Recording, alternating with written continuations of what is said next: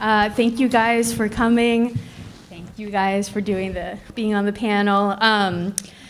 I think I know almost everyone here, but I'm Whitney Dangerfield, the publications director at NYU's Journalism Institute. And I want to introduce our panelists. So we have Jane Kim, is the deputy editor at The Atlantic, where she oversees the culture, books, and family desks. She was previously the culture editor at The Village Voice and an opinion editor at Al Jazeera America. I'm like out of breath for some reason. It's those two steps, I think it did it. This is Micah Hauser, an associate editor at The New Yorker, where he has worked for the past 5 years. His writing has appeared in The New Yorker, The New York Times, The New Republic, Guardian, and Harper's Magazine, among other publications. And then Hilary Howard is right there. Hilary is a features editor at the New York Times Metro desk. She is one of two people who put together the weekly Metropolitan section. She has written many pieces on arts, fitness, beauty, travel, and lifestyle. So thank you guys for being here. So we'll just have a discussion up here for a little bit, and then we'll open it up to questions. So I hope everyone's thinking of their questions now. All right, the first thing I want to talk about is how you each became an editor. So I think a lot of students here, I get this question a lot of like, but how do you learn to be an editor? They want to be on that track, but they aren't exactly sure where to start. So can you talk about maybe what your first editing job was and how you think you got in that role? I'll call on somebody. Hilary? I do karaoke sometimes, and I can never get the mic to work. It's always this huge embarrassment. But anyway, I kind of became an editor by accident. I started temping at the New York Times just to make ends meet, and just as an assistant, and I became the world's, I was like an assistant, like still in my 40s, and it just took forever to make any kind of change. It was really, it's very hard at the New York Times to get promoted from an assistant to an editor or a reporter position. I was doing research for the columnist Nicholas Kristof, as well as Charles Blow towards the end. And I had befriended some lady editors on the other side of the, this was in the opinion section. And they'd sort of taken an interest in me. They saw that I was freelancing a lot and really getting into it. And they just started talking to me about what I wanted to do and sort of mentoring me, which was really lucky now that I think about it. It's very easy to feel sorry for yourself in this business, but I was actually very lucky. And then they ran an outfit called Room for Debate, and we would curate debates based on the news, anything from international events to cultural happenings to whatever. And they were complaining to me about one of their junior editors, and they wanted to get rid of her, and they didn't know what to do. Meanwhile, I'd befriended the junior editor who was like, I've got to get out of here, I hate it.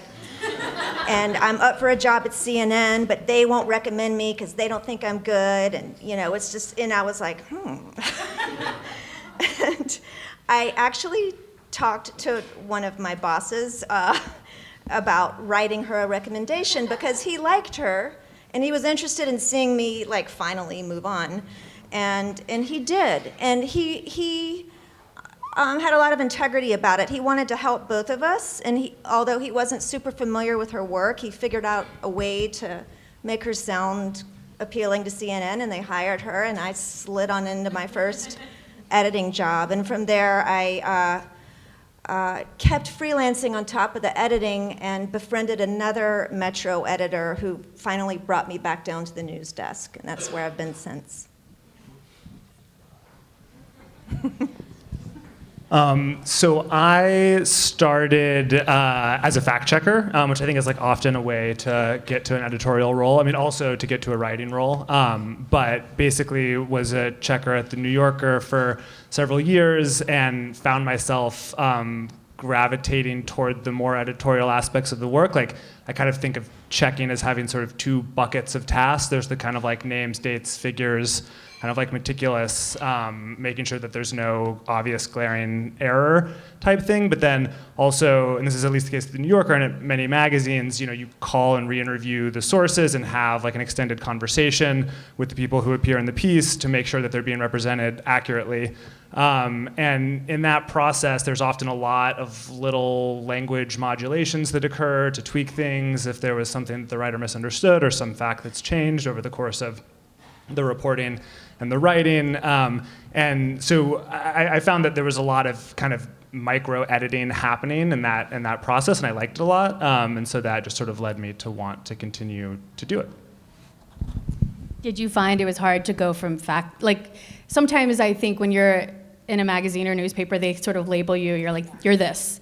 And it's hard to go from fact checker maybe to editor, but I don't know about the New Yorker. Was it hard? Yeah, it was. It definitely was hard. Definitely took like years of like making your case. And I think as is true in any industry, like you just have to like befriend people and like get allies in your corner and show that you can do the job before you actually do the job.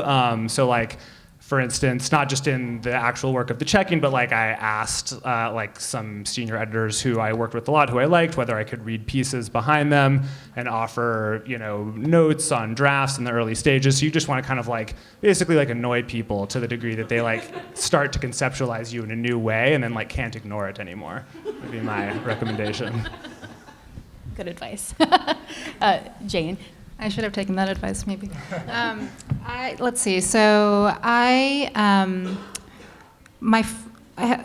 were maybe like a few early positions that all kind of worked together for me. One was a one-year fellowship that I had at the Columbia Journalism Review after attending J School there, which sort of taught me about making a magazine in a very nuts and bolts sort of way, although I wasn't really doing much in the way of editing. And then I was also a writer's assistant, which is unsexy, but you learn a lot because you learn about how they work and you learn about, what sorts of things that, what parts of the process you're most drawn to. And then the third thing is I had my first actual editing job was at the Asian American Writers Workshop, where they had a publication, again, like a pretty small readership, but a really interesting and vibrant community. And so I still pull from my writer contacts from that sort of community. It was an early job that like has continued to be fruitful for me in a lot of ways. And so some of those early jobs can be like valuable in ways that you might not expect. And then from there, I moved on to the Al Jazeera America newsroom when it had an American outpost. And so that was where I really got into the nitty-gritty of like day-to-day editing. But those first three jobs, which I didn't, at the time, I couldn't see how they fit together.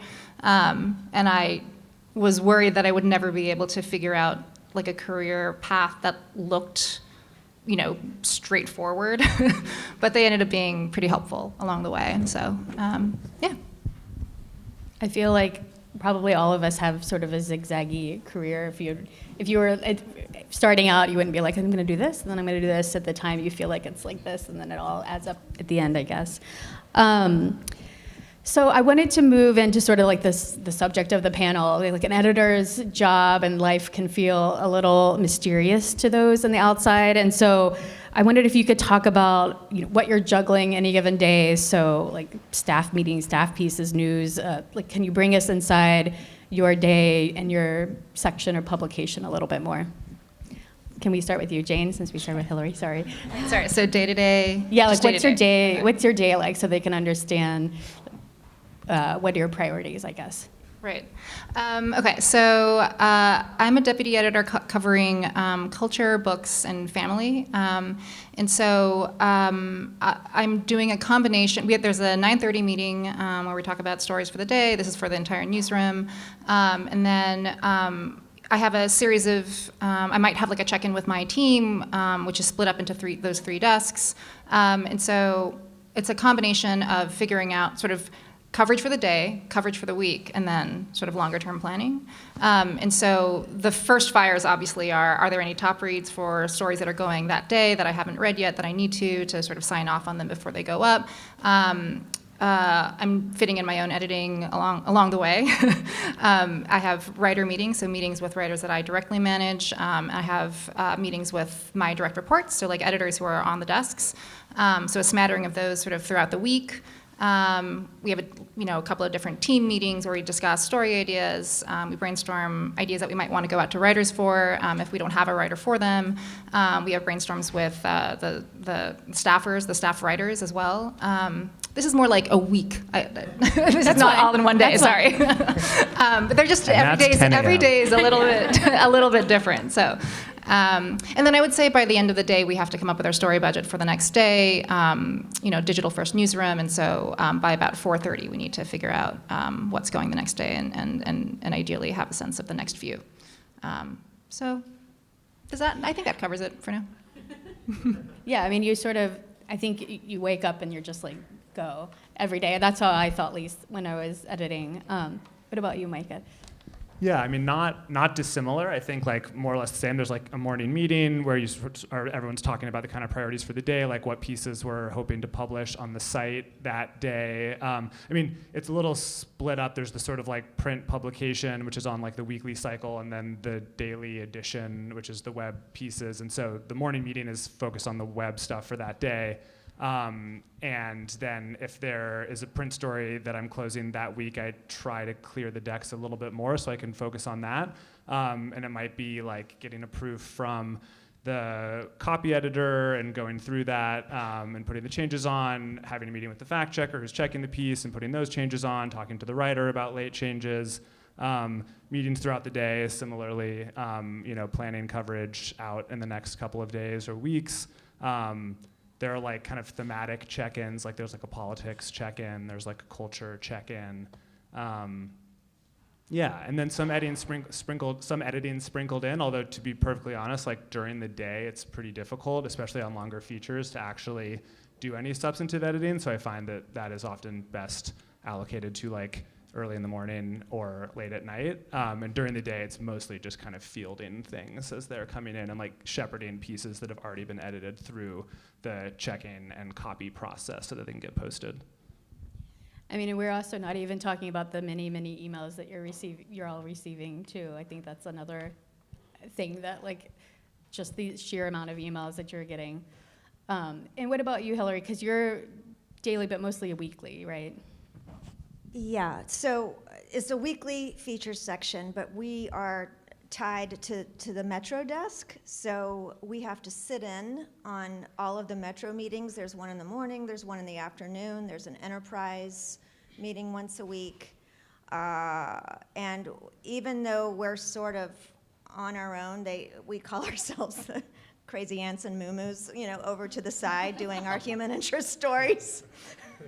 But we have to listen to stuff that's going on and to everything else being pitched. In the morning meeting, there's already been a newsroom-wide planning meeting where a representative from Metro pitches certain stories for the day, and then they come and they hear about foreign culture, everything else, and they come and tell us what the priorities are for the day.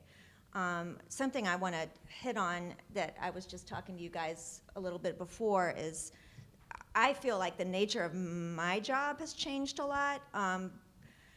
We spend a lot of time figuring out how to promote stories. So there's accepting the pitch and then shaping it and getting it ready, and then it's time to get it placed on the homepage and social. And we have, I don't know if you guys do this, but we started doing headline workshops for every single story. Oh my God. Where every Metro editor is supposed to weigh in on every story to see which is the most clickable. It takes up a lot of time, it drives me crazy, and it actually works. So we're stuck with it. Is that happening throughout the newsroom now, or is that just a Metro thing? Or this was, we had an editor come in right before the pandemic, and he was Mr., I'm a disruptor, and so he started the headline workshops, and we kept them because they did work. So it takes up a lot of time, though. I think thinking about the headline, is a whole art in itself that we could probably have an entire panel just about headline writing. But that's so interesting. That does seem like it takes forever. Are you doing it on Slack? Yeah. So can you, I'd like for you each, because I think an idea of like what's a really great story is different for each of you. And so could you talk about what a good story is for your section? And maybe if you have any examples that come to mind, you can name those. But good is subjective, of course. I don't know another, but like one that you're like, this is totally a New Yorker piece or whatever it may be. Yeah. So like for freelance pitches at the New Yorker, like I'm usually looking for basically like reported features that will appear on the website. There is some freelance stuff that goes into the magazine, but rarely. And then the kind of shorter form, like daily comment, which is sort of like an editorial format that goes online, is usually for staff writers. So the sort of like freelance spot is the kind of like mid-length, like 2,000 to 4,000 word reported feature. And the kind of best version of that story, I mean, this kind of relates to what you want to see in the pitch, is like, you just want the person to feel like the only one who can tell that story, or that they have some sort of like incredibly unique access that would grab my attention in a way where I wouldn't just think like, oh, I can have X staff writer go do this. It's like, wow, this person really knows this material in a way that like I don't have access to otherwise. I mean, an example that comes to mind, there was a piece that we did last summer about the wheat harvest in Kansas. This was kind of like month 4 or 5 of the Ukraine war. It was clear there was becoming a slog, and there was like a lot of worry. This ended up not totally materializing, but there was worries about a global grain shortage. And like the UN was making noise about this, and like there was all of this like fear about the grain harvest because so much grain is produced by Ukraine and Russia. And Kansas actually produces a tremendous amount of wheat itself and exports half of it.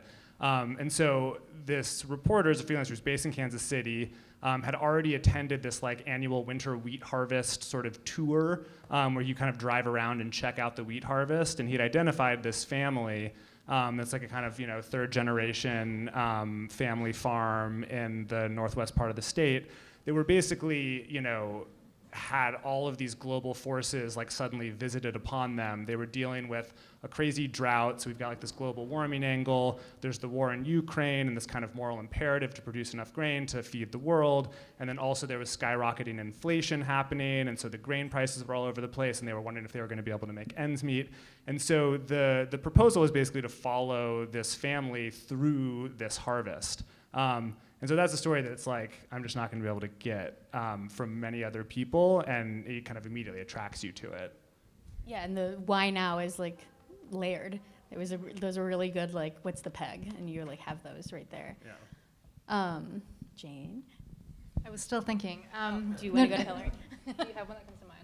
I just want to say that freelance writers are at such an advantage because they're out in the world talking to people, and they're not stuck in their beats or stuck in a cubicle or using the same sources all the time.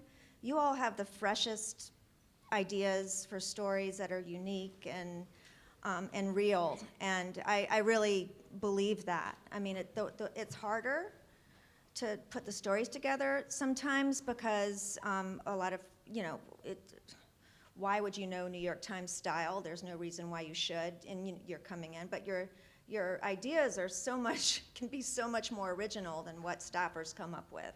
So you should believe that. Is Maria Clara here? Is Maria? Hi. So, I know, likewise. So she, Maria Clara sent me a wonderful pitch. It was your thesis, right? No, It was an assignment for class, and it was about the Musicians for Phantom of the Opera, which just closed, and how they'd basically grown up with the show. A lot of them started in their 20s, and now they're at retirement age and grandparents, and put their kids through college, all because of this one union gig, which, if you're an artist or any kind of aspirational person in New York, you know how valuable that is. And the peg was there, and the human interest story was there, and it looked at the show and at the behind the scenes of the show from a really personal and original place. And so that worked out really well. I thought it was better than all the other coverage last weekend. And she had incredible access. Yes, because you're a freelancer and you used, I don't even know if I ever asked you who your person was that let you into that world, but that's exactly my point, is whatever you're doing, if you're waiting tables or temping or, at a coffee shop and you overhear something, like those are the stories, Okay, I thought about it. So The Atlantic is, as you might know, kind of an idea-driven publication. It does a lot of reported argument for criticism, which my desks deal with a lot. We tend not to do a sort of straightforward review. We tend to do kind of, again, like idea-driven work that kind of uses a cultural like a piece of art or a cultural work to elucidate something about our world. And so pieces that come to mind that freelancers did that I think worked really well and were well pitched were, one is, and this gets into like how to pitch too, but one is... We're heading there. There was a Japanese film called Your Name that was really, really, really popular, one of the most popular in Japan for over the course of a decade. And it was, breaking the charts, and the coverage in the States had covered it mostly as like a news item, and we had a freelancer who was based in Japan who really kind of dug into why it was so popular, and it got deeper into why like the cultural moment and the social moment sort of allowed this film to break out the way that it did, and so it sort of took what could have been sort of like just like a thing that you read when you're scrolling through your news feed, and created something really interesting that also provided a service to stateside readers. So that's one that comes to mind. That's not something that, I think our staffers could have done it, but it would have taken a little bit more research, and that was a unique perspective based on the ground over there. So that's one. Another one that comes to mind is a more classic Atlantic-y argument, shall we say, which is a piece that someone pitched. It was about basically, the headline we ended up with was something like "Why We Should All Sleep Alone," and it was a kind of provocative conceit, but it was based on this academic book that was about beds and bedrooms and sleeping, and so what we ended up doing was we pulled together a few different reference points, in pop culture, moments when folks sleep apart. I think New Girl had a scene where the Jess and Nick really hate sleeping next to each other, and so they have to sleep like head to toe, and like things like that, like little moments. But then using the book as a spine, and we created this really compelling, I thought, reported argument basically that makes the case for why societally we should actually consider sleeping alone and not with partners, and I think you have to take it all with a grain of salt, right? Not every reported argument is the same, and for something like that you need a little bit of voice and you need to have playfulness, and it's not the same thing as the case for reparations, but it is something that I think you can play with, and we're the kind of publication that can do that, and you have to show that you can do it with your writing, but it allows for, I think, a little bit of leeway and fun. Those are the two that come to mind for me. No, it's a good description, because when I was there, I was like, what is an Atlantic article, or what is an Atlantic-y article? You say Atlantic-y a lot. Atlantic-y, yeah. And I was like, when you said that, I was like, oh yeah, I remember that. But you described it well. It's sort of, it's not something you could say in a couple, it's just like, oh, it's this. It's sort of a lot of different things.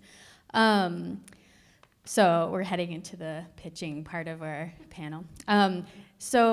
You all work at such revered publications. I think for a lot of people here, it can feel impossible to have a piece that's published at any one of your publications. And so, it's understandably very high for freelance freelance pitches. And so what I'm looking, you've talked about this a little bit, but is there anything else of like, what are you looking for in a pitch, and how does that change if the writer is new to you?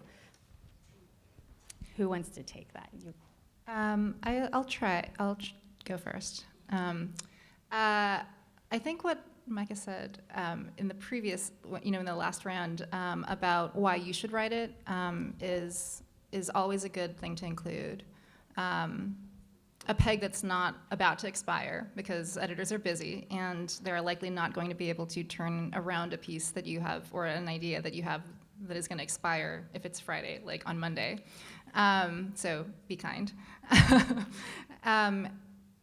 For me, at least, because we deal with criticism a fair amount, showing your work, like showing that you can do the criticism. The number of pitches that I receive that say that you want to review a book or a film or something, and then have the equivalent of like a couple of lines of publisher copy about like the plot of the book, and then a couple of clips, and then I'd love to write this for you. Like, that's not really going to work, because I want to see that you can do the analysis. And so showing that in a couple of pitches is always very, very helpful, because I think you can tell, even just within a couple of drafts, that you can do that kind of work. So those are a few things that come to mind for me. And then the last thing I would say is kind of picking your spots so that you're not pitching like the big film that like clearly our film critic is going to cover. If you have a very unique angle on it, then great, like go for it, because I think perspective really does count. If you have a way in that maybe our staff critic doesn't have, then I think that's fair game. But if it's something where you don't necessarily have a super unique angle, but you do have what you feel like as a strong ideas-y take or something like that, swerving and going for maybe a slightly smaller work, something that may not be covered by our staffers, is always savvy, I would say. And you talked about this a little bit too, but I will open up to like, what are some common pitfalls that you find in these pitches, which you touched on, Jane, too. So you sort of like, what are you looking for, and then what are ones you're like, okay, here it is again, I'm seeing this in the pitch and it's not gonna work? I guess, this is sort of like two sides of the same coin, but what you said, Jane, about showing your work, I feel like is super important. And I remember like early in my career, and just sort of in general, there's this sort of like idea that editors are really busy and your pitch should be very short. I totally disagree with that. I think the pitch should be quite long, frankly. Not like crazily long, but I want to see you do the work in the pitch. Like, it's often the first time that I'm able to see what the writing is actually going to be like. Maybe you have some other clips, but like, I don't know to what, maybe there was a co-byline, or I don't know how much changed in the editing process. So the pitch email is not just about conveying information. It's like the first time really that I get to see how you write. And I was looking back in my emails as I was coming over here at some of the most successful pitches that I've had over the past year. And I think like 80 or 90% of them were like multiple pages of a Word document in the pitch. This is again, controversial. Not a requirement, and yeah, perhaps. Don't send me those. I don't know. I'll stop reading if I'm bored and say no. You think it's because it's the New Yorker? Because the New Yorker, right, you would run something longer. Maybe. A lot of times that stuff doesn't even make it into the final story. But I just think like, for me, like there's the story selection, but like the biggest risk in my mind is just the amount of time it's going to take in the editing process to get the writing ready to publish. And so if I can get a really good sense of what your writing is like pre-edited beforehand, that's like a super useful way for me to feel confident that it's going to work. And it just sort of gives me a sense of your voice and your style, and like, I really like informal kind of long pitches that give me a sense of like who you are as a writer. This doesn't mean that you shouldn't have like a clear idea, but nevertheless, I don't know. I guess the proof. I wish that I was just saying that aspirationally, but I looked at the pitches and like those are the ones that I've said yes to. Well, I think that with new writers too, a calculation is happening in your head, like how long is this going to take me, And so you've never worked with them before, and so there is. Like that's sort of what you're guarding against, I guess. Yeah, and I think the sort of like to flip it around to the thing that you don't want is like I sort of like feel like immediately kind of like allergic to the sort of pro forma pitch where it's like very clear that it's like, I am familiar with X publication and like this is why, and then like here's the one really tight paragraph about like why I think the story would be right, and like all that stuff could be well and good, but for me that kind of can feel a little colored by numbers, and so I would just much rather have like a sense again of like who you are as a writer making an argument to me in this email than I would some kind of like tick the boxes, this is my pitch, here are the like 5 elements kind of vibe. This is so interesting. Okay, Hilary, I could see your disagree with reaction.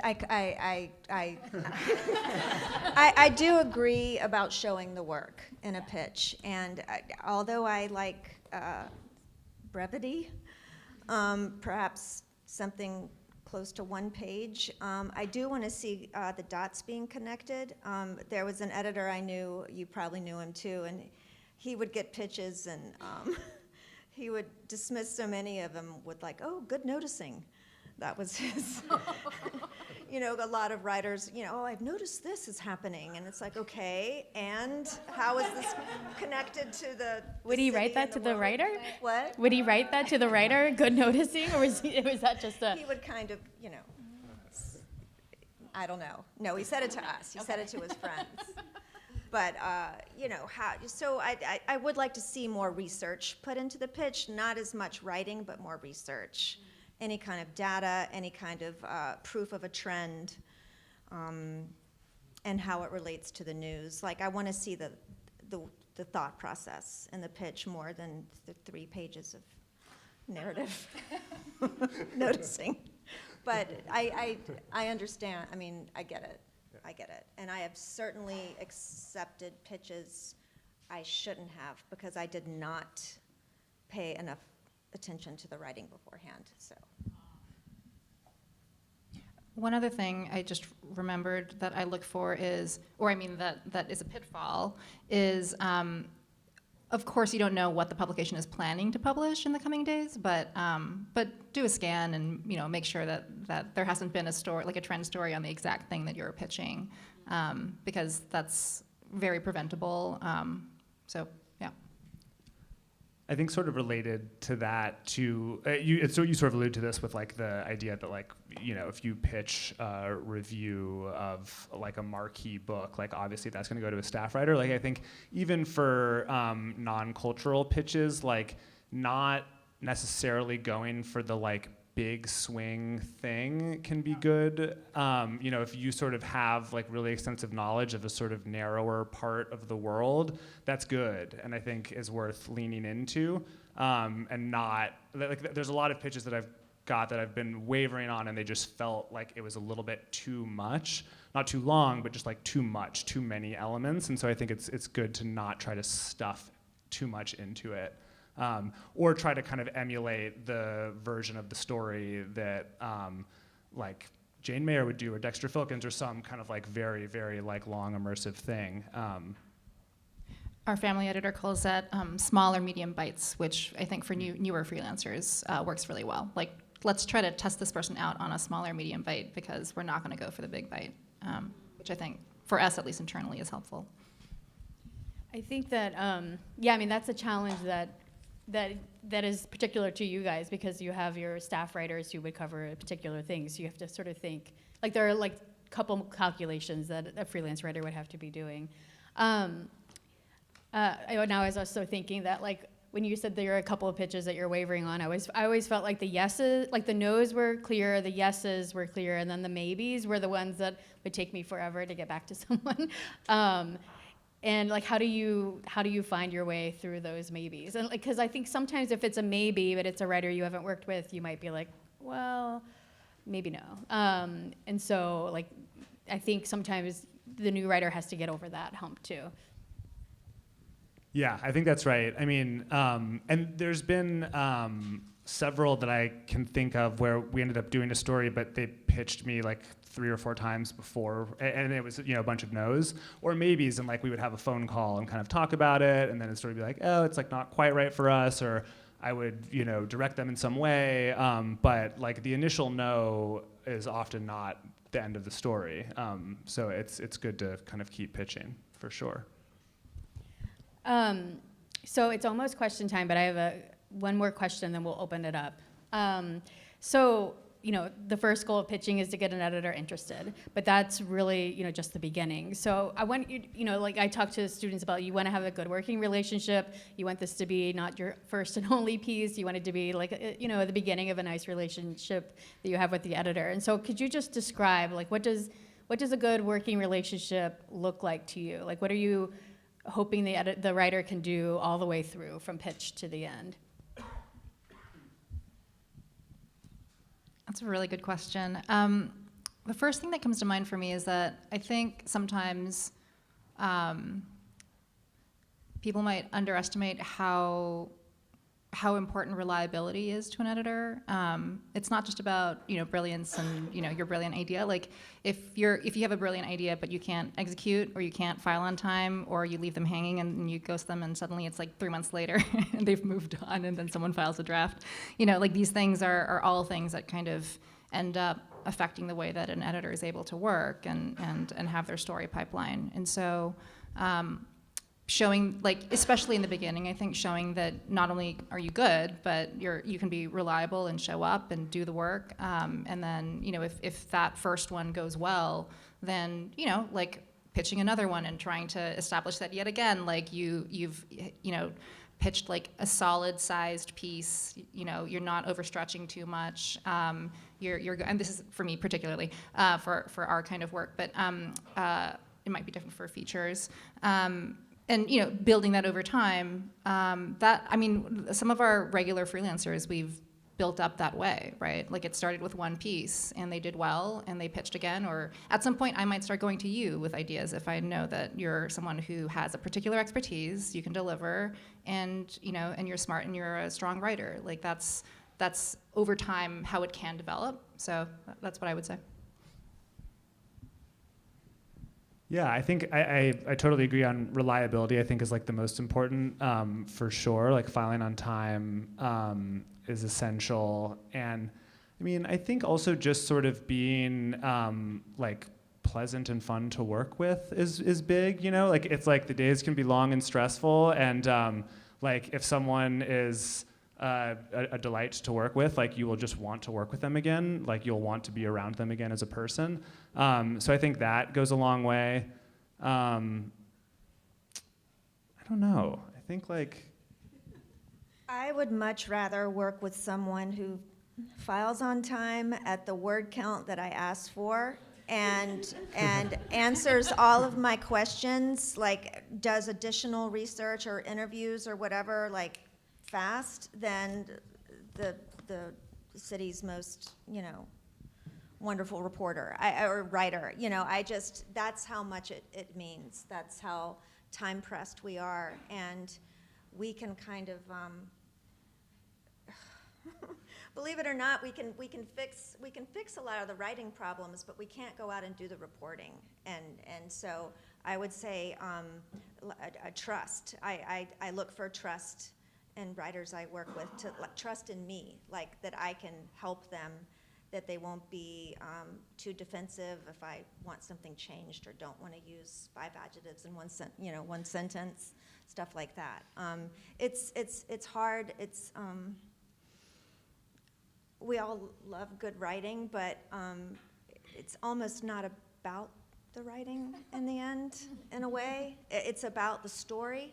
It's about the story and appealing to readers and, Yeah, like not being too precious about. Thank you. Yeah, precious, exactly. So as we're getting ready for questions, the 2 questions that I get the most that I've talked to you guys about, is there a particular day of the week that you think you should get pitches? That's the first one.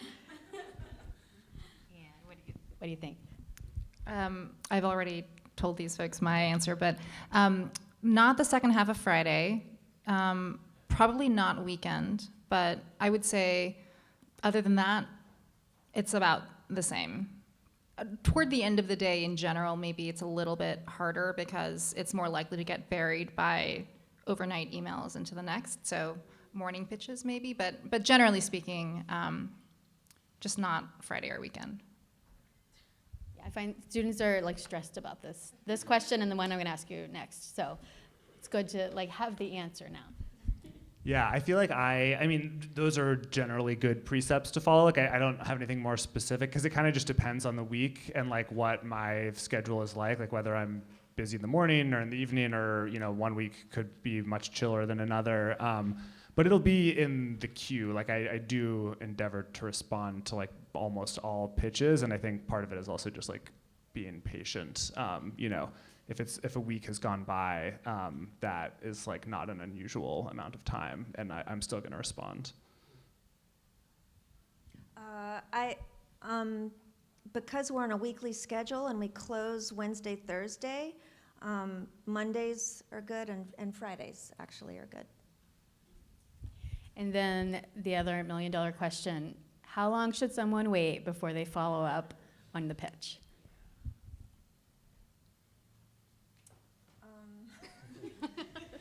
Is it a good pitch or a bad pitch? Good pitch. Well, people want to be, they want an answer either way, At least I feel like a week. A week. Yeah, a week, and then it's fair. I also don't mind follow-up. Like, as long if the follow-up is like just sort of like an exuberantly like, what's up, just checking it. As long if it's not like admonishing me in some way, then I'm happy to get another email. It's no big deal.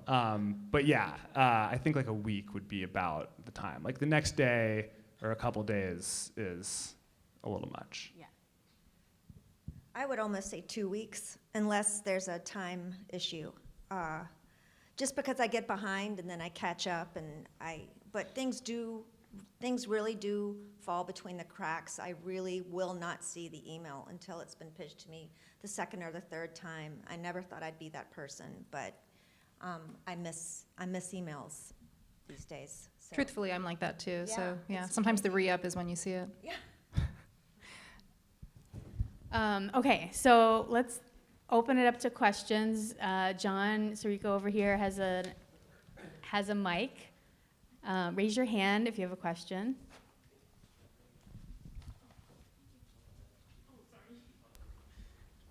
Thank you. Hi, my name is Cornelia. I'm in the magazine graduate program here at NYU. Thank you so much for being here.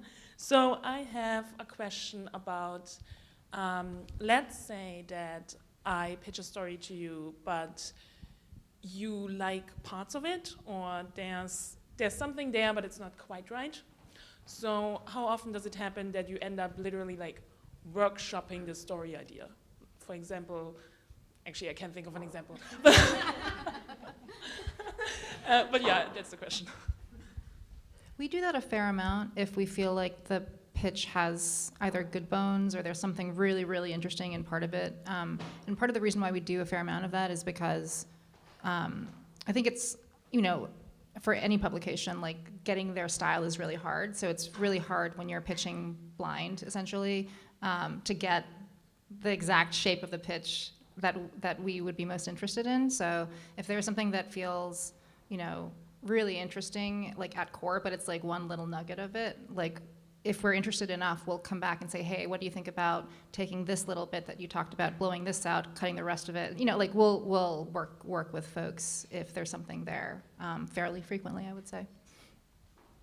Same. If I'm intrigued by a little part of it, I might go back to you and say, I have a few more questions. Can you do a little bit more research on this? And see if we can flesh it out that way. That does happen a lot with me as well. Yeah, same. Almost all of them, I think. Like actually on that the wheat story example that I gave, that pitch was very different than with the story that ended up coming out. Like I could tell that there was something cool there, but like the family that we ended up focusing on was like a very minor part of the bottom of the pitch, and like the writer had wanted to focus on this like wheat festival that happened in Kansas. Which I think would have been cool, and it was like kind of a little bit more of a like Harper's style piece. Like he kind of goes to the wheat festival and observes, and which would have been great. It just like wasn't right for us. But then there was this like minor part about this really interesting family he had met, and so I was like, I called him and we talked about it, and I was like, would you be able to just go and watch the whole harvest happen on this family farm? But that was just one small part of the original pitch. Am I allowed to ask a quick follow-up question?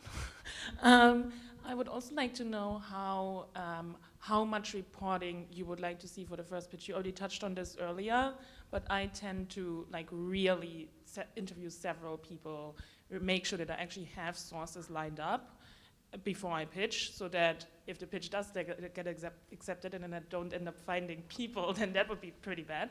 So yeah, like how deep should you report something before pitching? That makes sense. Yeah, I mean, we talk about, like, I want to make sure the students know that the story is there, but you don't want to, I mean, it's sort of an unusual situation for students because sometimes they are writing something and they're like, I'm like, just think of your story anew and pitch it, like you know what the whole story is, but you wouldn't say, I'm pitching this story and here's my 3,000 word article attached. But like at what point is it like when it's an idea, but like at what point if the story is like idea to like, you have all the interviews done, at what point do you pitch is sort of a question I get a lot too. It's similar, right?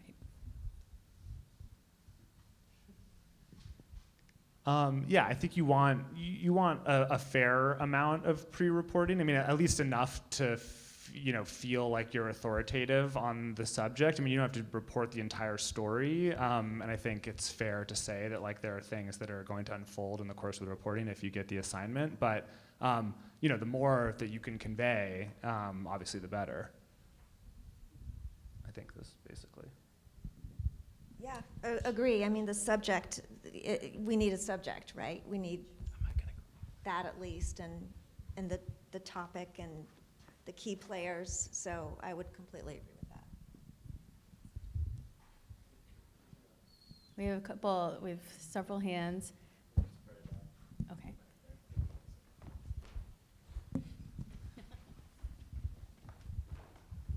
Oh, shit, okay. Hi. Hi. My name is Marcellus. Pronouns are he, him. And my question for the panel basically, so you've all done a lot to like get to where you are today. How do you avoid getting burnt out on your way there and now presently in your job? I'm totally burnt out. I wish I could quit, but I can't because I have kids. So I'm not gonna lie, I never recovered from the whole working from home during the pandemic, and it's really hard. You just have to take care of yourself, you know. I don't even know what I mean. What about you guys? I don't have a good response to that either. The one thing that I've been experimenting with, and really I could take tips from other people, but knowing, like there's some boundaries that are hard to set because it's a 24-hour news cycle and I can't miss something, right? But then on the flip side, there are plenty of things that I don't need to sort of respond to right away or need to know about right away. And so, like small things like if there are, like I don't get every single notification on my phone anymore because like if every single one came my way, I would never look away from my phone. And anxiety also spikes when every time you get an alert, that's clearly a work alert. But if it's like something that can wait, then that's great. So like kind of creating like porous boundaries where there's some things that don't come your way right away, and others that still need to come through. This is not a very good response, as you can tell. But otherwise, yeah, I mean, it's not great. I think self-awareness, having a good boss always really helps because then you can be pretty honest about how you feel. Having a boss that checks in with you a lot, There is a trick I use since everything is fair game in journalism. I rationalize, I'm going to the theater tonight, or I'm going to play tennis, or I'm going to this great new restaurant downtown, and it's like everything's a story, right? So I rationalize, like, I'm going out with my friends drinking, and no, but it's like you never know, like it all feeds this, what you do. So you can sort of tell yourself, I can have a life. And actually, I would add that having a life is good for the work. Totally, so, yeah, like the number of times I've been in situations, like months where I like don't do any of those things you just mentioned, and then I realize I feel less creative. I feel like I don't have as much energy, and then start getting back into the groove of making sure that I have a life, and that actually does sort of like help. I think it sort of both go upward at the same time, at least for me. I mean, binging Netflix is informative. Like, you need to know what's going on in the world, right? Like, you need cultural references. Like, it all. That's what I tell myself.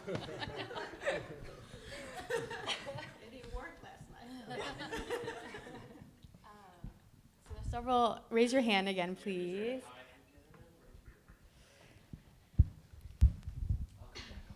Good evening. First of all, thank you so much for being here. We really enjoyed your insights. My name is Meshdi, and if I may, I was really struck by what you said with regards to, oh gosh, what makes it easy to work with someone. So if I may summarize, you say, don't be an asshole, Micah. And everyone says, just be an adult, live up to your commitments in terms of times and word count. I mean, if we were being more ambitious, what would make it be like, oh gosh, he or she is really fun to work with. I'm really enjoying editing this writer. What would you advise us to keep in mind? I'm really curious. Thank you. I mean, the fact that I'll let you answer, but the fact that you had mentioned being reliable and these things that are just sort of like normal adult things. It's a very they mentioned low it bar. means that you're not getting it all the time. But like, It's yeah, a very low beyond bar. that. It's a very low bar.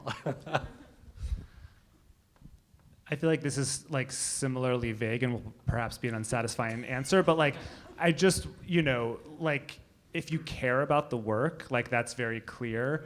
And I think I just want to work with people who care about the work really deeply. I mean, not who are stubborn or precious about the language or refuse to be edited, but like to really like, in the sort of trenches of like a long phone conversation or the comments of a Word doc are like willing to go back and forth about small, minute things, little tweaks to language. I just feel like that's sort of the recompense for the kind of toughness of the job that's burning us all out, clearly.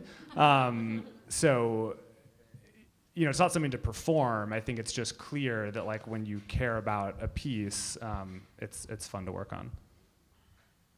But I wouldn't stress too much about that kind of thing. Like, I think, Raise your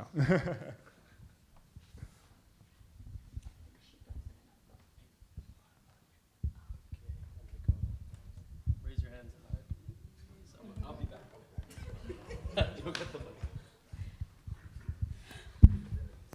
Hi, my name's Taylor. I'm actually a photojournalist, and I'm wondering on your side, like how much, if any, budgetary concerns come into your thoughts of awarding a pitch. What's the question again? Like, if you have the budget to execute a pitch, I mean, obviously you're at a very high level, so you probably do, but I'm just wondering like how much that goes through your head, or like if you're like, oh, a staff writer could do this and it will not incur us any more costs, like on the cost side. Where are we, 2023? I mean, 10 years ago, we were all concerned about budget. Now, things are better, at least where I work, and I never think about money. What I do think about is resources. There seems to be a fight for data journalists, visual, people who do visuals, really creative art designers. They're very popular in the newsroom, and a lot of editors fight over that kind of talent, especially if we have a vision for a story. We want to blow it out and have it be beautiful, and we have to get extra talent involved in that. It's not as much about the money, it's about getting that talent committed to that story. But you wouldn't necessarily be assigning the photographer or the data journalist. You're trying to convince the photography department to send a great photographer, right? Or you're not doing that assignment. And the graphics department to come on board and give me the presentation I want, and it's very political and infuriating if you don't get your way. So. Yeah, I also less about the visuals and more just like even in the travel aspect of the cost to do a story, that kind of thing. The travel is a big thing for sure. Like that, I never think about like the actually paying for the piece itself, but and it's not even the paying for the travel. It can be just the logistics. I mean, it's just another thing, especially if it's a new writer, where I'm like, do I want to send this person to Alaska?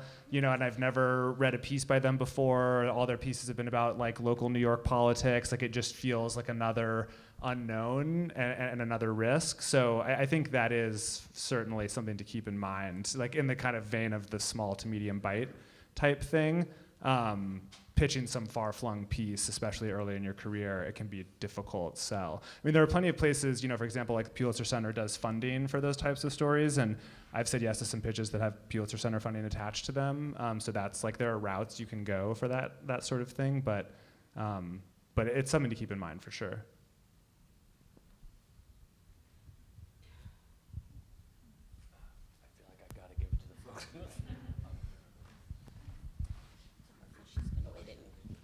Thank you. Hi, I'm Inga. I'm in the literary reportage program. I have a question that I think a lot of students here have a question about, which is that I worked as a freelance reporter in the Netherlands for quite a few years and have published with renowned publications there, but I don't really have that many clips with English publications. So I was just wondering if that would be a hurdle for you, and if so, what are some tips you have to include in your pitch to overcome those hurdles? I would say that clips are, for me at least, less important than I think sometimes they might seem, mostly because they're edited already, and so you don't really know what you're getting, and certainly clips can be very helpful, but they're not the be-all, end-all. So I would recommend just showing more in your pitch, showing that you can do the writing, do the analysis, do the reporting, whatever it is that you're pitching. The more you can, I'd have to think about it a little bit, but I'm pretty sure that I've accepted pitches without like great clips on the strength of the actual pitch, but it was a pretty fleshed out, strong, well done pitch. And it was also like something that felt doable. Like, oh, I can imagine this. It's like a version of this pitch, but like longer. So I don't think it's a death knell or anything like that. And what about the New Yorker? I have very little to add. I agree. I mean, that is kind of, again, in that's what that was a better way of saying the thing that I was trying to convey with the like send long pitches. Like the pitch is this unadulterated version of your writing, and it's often the only one that an editor can see before they say yes to something. Almost always it's the only one. And so that I would just, put a lot of effort and time into that and not worry about the clips. Would it help to add what kinds of stories you reported on, even if you can't really read the clips? Yeah, I think that it can't hurt to have like a line at the end of like, I've done XYZ investigative reporting for these publications, and you might not be able to read it, but something to telegraph the degree to which you are not coming into this totally fresh. Thank you.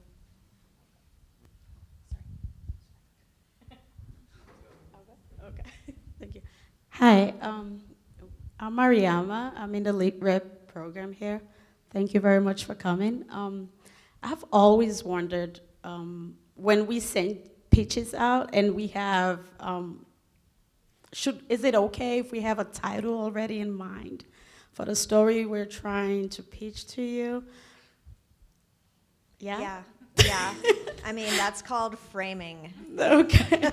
And that's like what we're all obsessed with right now. That's what I was talking about earlier. So if you can set it up for us, that's like the elevator. I mean, that's the elevator pitch right there. So, and if it's creative and original, that will help, in my opinion.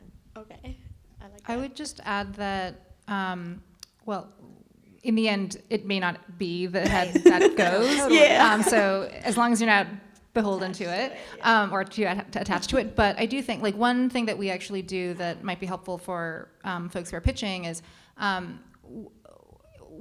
find that it's really helpful to use a head or a cell, like a one-line, summation, as basically like a shorthand for what your argument is. And if you can do it, then great. Like, put that in your pitch, because if you can't, if you need 2 graphs and you can't somehow, and this I think pertains more to argument criticism, probably less for features, but for that style of piece, if you can tell me what the piece is, or what the sort of like idea is, really in a brief sort of way, it's more often than not not a bad sign, because otherwise I might have to, if I'm reading through and I don't quite get where you're going, it doesn't really click into place, Right. then that's like a strong contender for the maybe pile that might end up, it makes it a little harder for me to get excited about it. Okay.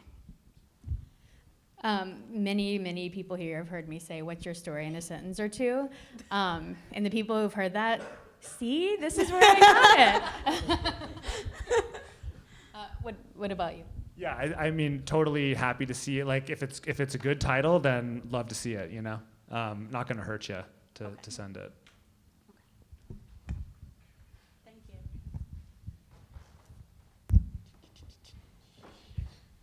Thank you. Hi, thank you so much. My name is Victoria, and kind of picking up on what was said before, especially with the introduction. I'm from Germany, so I have a similar problem, and the last time I was published was 2017 because I did other things in between. So it's like, do I start with, this is where I was published before, even though you might not know the magazines, and I hope you don't realize it's 5 years ago? Do I start with, I'm a journalism student, or is that rather, she's a student that's no good? What makes you, what sells me better, and what is rather a no-go? What is saying, hey, I'm a graduate student at NYU doing this program, is that rather a plus, or is that more of a, she's a student? You can be honest. I feel like it's really just about the idea. I mean, we're gonna find that out eventually anyway. You might as well. It's not like a problem or something that you should obscure. You can be transparent about your background, but I just don't really care that much about that stuff. I'm just looking at the idea. Okay, because I feel like we should introduce ourselves, but also that's good to know. Thank you. If it's a good story and a well thought out pitch, we're going to be interested, and we'll eventually get down to the nitty gritty of your bio, but you can have the most impressive pedigree in the world and be a terrible reporter, so it just doesn't really line up all the time. Thank you. Yeah, so in the pitch, it should begin with the best part of the idea. Yeah. And you you already see that it's written by somebody, you click on the email, you see it's someone's name, and you'll get to what they're all about later. Because I think sometimes students are like, but I need to say who I am. And I'm like, well, you will. But it's about the idea. Hi, my name is Anthony, and I'm in the Media Innovation Program here at NYU Journalism. I'm just really curious, do you think it's red flag for a freelancer to be working with several places at the same time? I'm asking this because I think I have the privilege of being approached by several editors to work on a particular story that they have in mind. And I was just curious, in your perspective, is that a red flag that this reporter is working on another story with another outlet? As long as it's not the same story. Yes, it's not the same story. No, I think it makes you look like a real networker, and that you're a real go-getter and have people all over the place. I'm fine with that. Yeah, that seems fine too. The one thing I would say is, as long as it's clear that it's not something that is sometimes freelancers overextend and then they turn in a draft that's clearly been written in 30 minutes, and they might have relationships with other editors, but in the end, it's the thing that you send, to me that's going to matter. And so that's the only thing that I would mention. But otherwise, it seems great.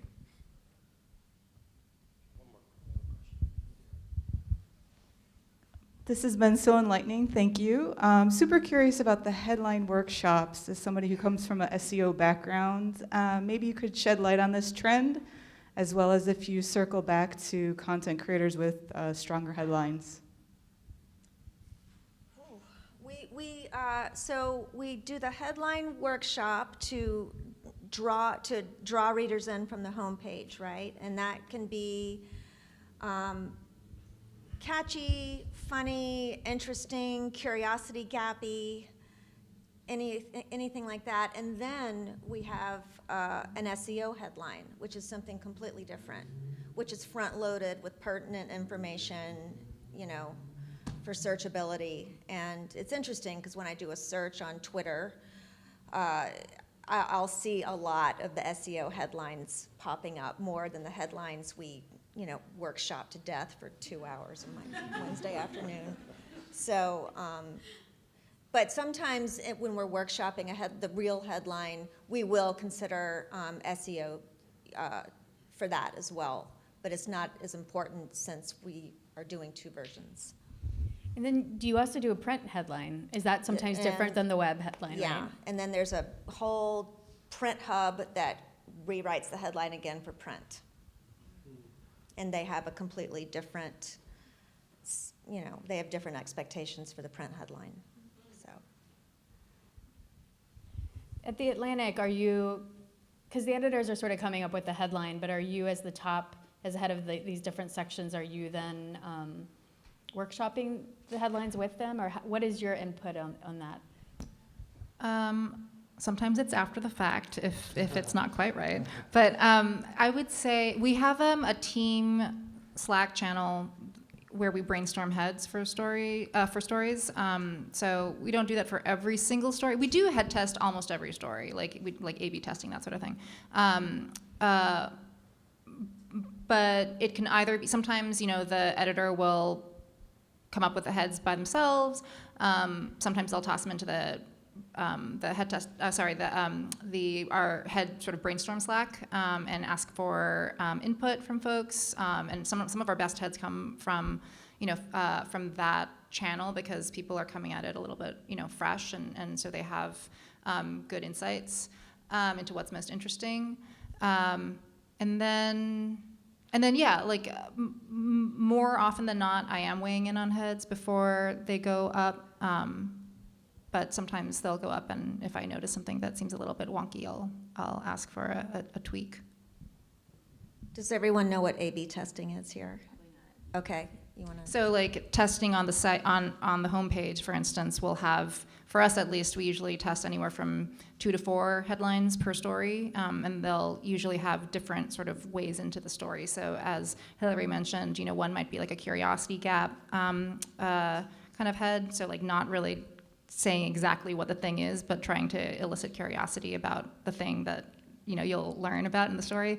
You know, some are a little bit more direct. For us, we also sometimes do more argument-driven headlines or sentence headlines, which tend to be kind of declarative and strong. So there are a lot of different ways to get into a story, but we'll usually test a few of them on the homepage and see how they perform. And then, of course, we'll still take into account what feels most accurate, you know, all that sort of thing. It's still edit-driven, not just data. So. Like the test will maybe last a couple hours and so it's like it's showing to different people when they come on the site, and then you get this report that has like the winner. It's sort of fun, actually. It's fun whenever the headline you really want wins, but and then you get to see like, okay, this is the winner. Yes, let's change it. So a couple more questions, and then I think we might be out of time. Okay, we got 3. Hi, my name is also Jane. I'm a student in the global journalism program. My question is a bit about like life after freelancing, because I am hopefully interested in having a full-time job with job security. So I was curious, as editors, to what degree do the freelancers you work with play into when you have open positions, when you're looking at hiring? How much does the fact that somebody has perhaps worked with you, if you had a good experience with them, play into like the hiring decisions? A lot.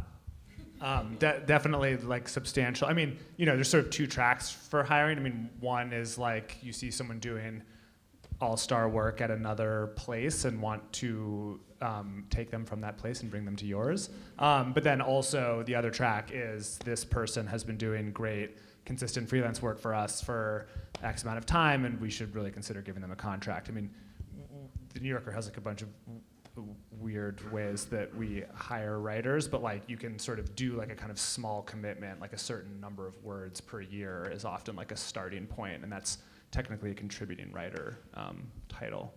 But often those go to people who have already written numerous freelance pieces for us. I would say the same for us. The kind of contract route is a nice in-between staff and like one-off freelancer, and that's for us it's less word count and more maybe like a certain number of stories per, whatever the time frame is. But yep. The New York Times has a fellows program. I'm not sure if people are familiar with that. It's a great way into the paper, at least short term. It's hard to get hired. It lasts a year. You're a real reporter, you're a real editor, you're a real photo editor for a year. You're getting paid a salary, everything's taken care of, and then they let go of you after a year. It's very hard to get hired, but it gives you great experience, and you can get hired that way. I've recommended a lot of freelancers for that program. And I've also done recommendations just as jobs come open. I don't have a lot of power. Things are very hierarchical there in terms of who hires whom, but it does help to have a glowing recommendation from an assignment editor when you're applying. Yeah. And with the fellows program, there's training too, right? They like teach you how to edit. Not really. I think that you're just thrown in there. I mean, you really are. Like, you just start working. And they look for people with experience. They're not looking for, so. Are you rotated across desks, or do you get staffed to one You're desk? staffed to one desk, yeah. Thank you. Tally had a question, and there was one back here.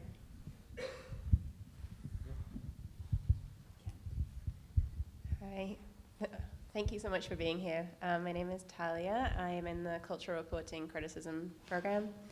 I was just wondering if we, let's say, have a story that has multiple different tendrils to it, and we get one aspect published by one publication, and we feel that there's just more there. How likely are you to take a different aspect, having seen that we've already published something slightly similar but maybe different somewhere else? It's hard to say without seeing, I think. There is the concern of it feeling a little repetitive, or even just like unintentionally kind of, having the writer pull from the other piece, or, that sort of thing, with the slight feeling of unfreshness. But, there's certainly writers who have thematic beats, and that there's nothing wrong with that at all. And in fact, it shows that you have expertise in that realm. So I think it just depends, like making sure that you feel like the angle is like sufficiently different, that like you're not going to be covering similar ground. If the theme is similar, then like the idea should be different, at least for me. Yeah. Thank you.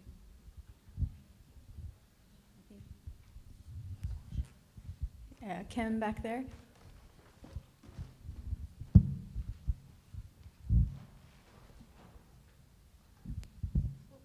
Hi, Kim, thanks. I'm in the literary reportage program, and one thing that I know is hard about being a freelancer is like landing time-sensitive stories. So, you send a pitch, and maybe it's a little time-sensitive, and then you're waiting on feedback from an editor, and then by the time you get that feedback, maybe it's a no, and then you send it to the next editor, and then you're waiting on that, and then in the process of waiting, the story kind of dies and essentially becomes irrelevant by the time you're waiting on answers. And I'm curious if you have any recommendations on how to navigate that. One thing that I've thought about before is, maybe I say, can you give a response by this date? And if you don't, I'm gonna like pitch it to the next piece or to the next place, but that also feels like it might be frowned upon, because oftentimes if I pitch, I have a preference, for placing it with a certain publication. So just curious if you have any suggestions about how to navigate that in a way that still feels respectful and nice and fun. I feel like the short answer is don't pitch time-sensitive stories as a freelancer, or try to avoid them if you can. Just because you're right, like it is just really hard to do. Like I don't think I've ever done a time-sensitive freelance pitch. It just is hard to get the gears turning. I mean, I don't know how time-sensitive you're talking here, but like, I think in general, you know, I mean, first of all, what you said about like putting a deadline into the email, that's totally fine. I mean, you just have to be ready for the answer to be no. But like, I don't think it's rude. You know, like if someone says like, if I don't hear back by X date, I'm going to take it elsewhere. That's completely not rude at all. But I feel like it's possible too that like if you have a time-sensitive pitch, it would be worth reflecting a little bit about how it could be made untime sensitive, if that makes sense. Like there's often like some larger, if it's an idea that's like worth its salt, there's a kind of larger current beneath it, and perhaps the time sensitive thing could be the lead or could feature in some way in the story, but it actually could be blown out a little bit bigger and not have to come up before this particular event in a way that would make it easier to respond. Cool, thanks, that's really helpful. I think that's really smart. The other thing I would say is certainly it helps to, I think, accepted some more time-sensitive pitches. Probably not like, well, no, I think we have actually accepted some, but they're usually folks we've worked with before. Yeah. It doesn't have to be like, you know, contract writer or, you know, whatever, like, but maybe don't make that your first one. Like, it makes a really big difference to us if we've worked with someone at least, like, let's say 3 times, and they've been pretty good and we know their copy is not a mess. Like, I'm more likely to accept a time-sensitive pitch if that's the case. So like, we have some freelancers who occasionally will just pitch based on, you know, someone passing away, which obviously like is very time-sensitive, and we don't have someone who's an expert on staff for that particular person who's passed away. Like, if I know if they have a good angle and, you know, and we've worked with them before, like, I might take a flyer on that, right? But I wouldn't make that your I would develop the relationship first with a non-time sensitive piece, and then if you have something that's more time sensitive, maybe try it out at that point. Cool. Thank you. All right, one more question, okay. Hi, thank you for coming and for all your tips on pitching. I'm curious to know what happens after we send the pitch. So we send the pitch and you're interested. Do you then take it to another pitching meeting with your editors, or do you decide whether to take on the story or not? So in your case with me, I just said yes. When I worked in opinion, we would have these long meetings every morning and go around the table and vote yay or nay on every single idea. I'm part of a 2-person team, and we're very independent. Occasionally, I will go to my other editor and say, what do you think about this? And we'll discuss it, but usually I just say yes.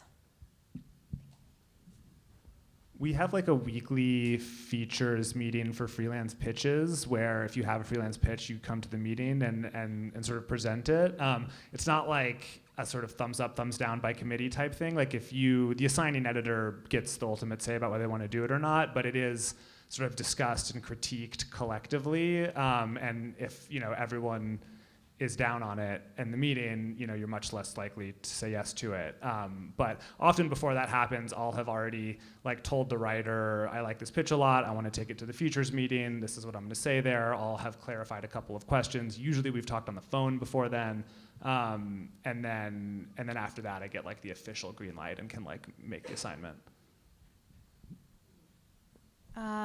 For me, or for us, I will just greenlight pitches if I think they're really strong and don't have, like, you know, after going back and forth with the writer. But if I want a second opinion, which sometimes does happen, then I'll go to other editors on our team. We'll sort of discuss them in the round. Often it just happens over email. Like, you know, someone might forward a pitch and say like, hey, I like this, but I'm not quite sure about X, Y, whatever. What do you guys think? And we sort of will just have a quick sort of back and forth. Sometimes it's a little less quick if folks are busy, and so that can take a little time.